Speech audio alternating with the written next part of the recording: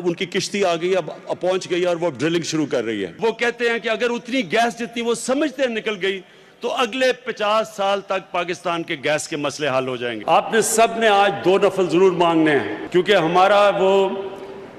समुंदर में, कराची से आगे समुंदर में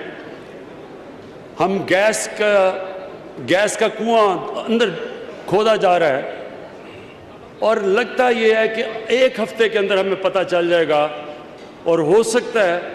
कि वहां से इतना बड़ा गैस का जखीरा मिले कि पाकिस्तान को कभी अगले 50 साल में गैस की कहीं बाहर से मंगवाने की जरूरत नहीं पड़ेगी। वो ये कह रहे हैं कि हमें लग रहा है कि इसमें इतनी गैस होगी कि 50 साल तक पाकिस्तान के गैस के सारे मसले हल हो जाएंगे। लेकिन उन्होंने कहा हो सकता है कि जब हम ड्रिलिंग करें तो वो गैस लीक कर गई हो।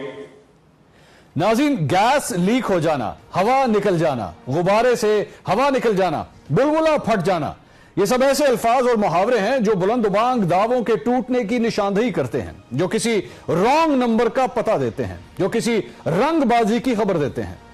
नाज़रीन, कल रात से अब तक सोशल मीडिया और मेन स्ट्रीम मीडिया में जब यह खबर आई कि कराची के साहिल के करीब समंदर में ड्रिलिंग करने वाले केकड़ा 1 से गैस नहीं मिली, तो ऐसा लगा जैसे मेरे कप्तान के सब वादों और दावों और उम्मीदों से गैस निकल गई हो। नाज़रीन, यह मसला केकड़ा 1 से गैस ना मिलने या गैस लीक करने का नहीं है, बल्कि उन झूठी उम्मीदों का है जो हुक्मरान हमें दिलाते हैं, और यह सिलसिला 70 साल से ऐसे ही जारी है।